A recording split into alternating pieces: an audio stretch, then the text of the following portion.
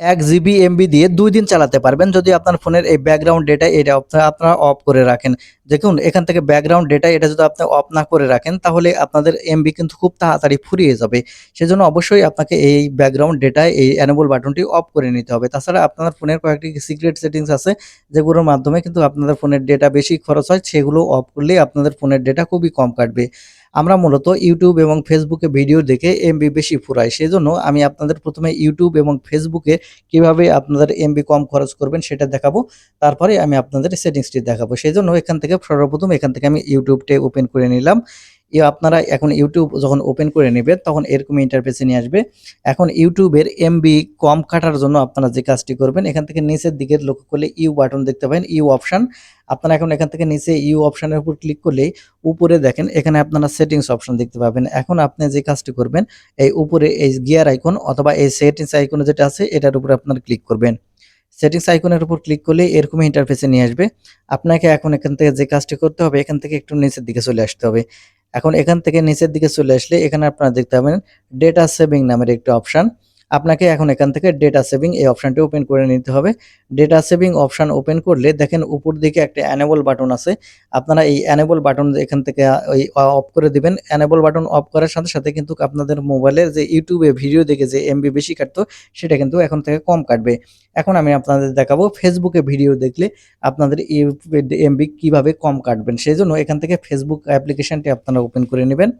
Facebook application open করে নিলে দেখেন উপর দিকে এখানে লক্ষ্য করলে আপনাদের প্রোফাইল আইকন দেখতে পাবেন। এখন এখান থেকে প্রোফাইল আইকনের উপর ক্লিক করবেন।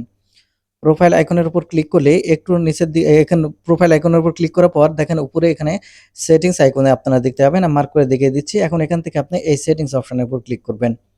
সেটিংস অপশনের উপর ক্লিক করার পর একটু স্ক্রল করে নিচের দিকে চলে আসবেন। আসলে এখানে আপনারা মিডিয়া অপশন দেখতে পাবেন। এখন এখান থেকে আপনি এই মিডিয়া অপশনটি ওপেন করবেন। মিডিয়া অপশন ওপেন করলে এখানে আপনারা দেখতে পাবেন ডেটা সেভার। দেখেন এখান থেকে এই একটা বক্স আপনারা দেখতে পাবেন। আমি যেখানে টিক চিহ্ন দিয়ে রেখেছি, আপনারাও ঠিক এই বক্সে টিক চিহ্নটি দিয়ে দিবেন। তাহলে যে কাজটি হবে দেখতে পাচ্ছেন এখানে আপনি আপনি Facebook এ যদি ভিডিও দেখেন তাহলে 40% পর্যন্ত ডাটা সেভ হবে। আপনারা যদি এই সেটিংসটি করে রাখেন। এটা গেল YouTube এবং Facebook এর। আর এখন আমি যে সেটিংস গুলো দেখাবো সেটা কিন্তু খুবই গুরুত্বপূর্ণ। ২ টি সেটিংস দেখাবো। আশা করি এই ২ টি সেটিংস আপনারা করে নিবেন। সেজন্য এখান থেকে সর্বপ্রথমে আপনাদের মোবাইলের সেটিংসটি ওপেন করে দিবেন।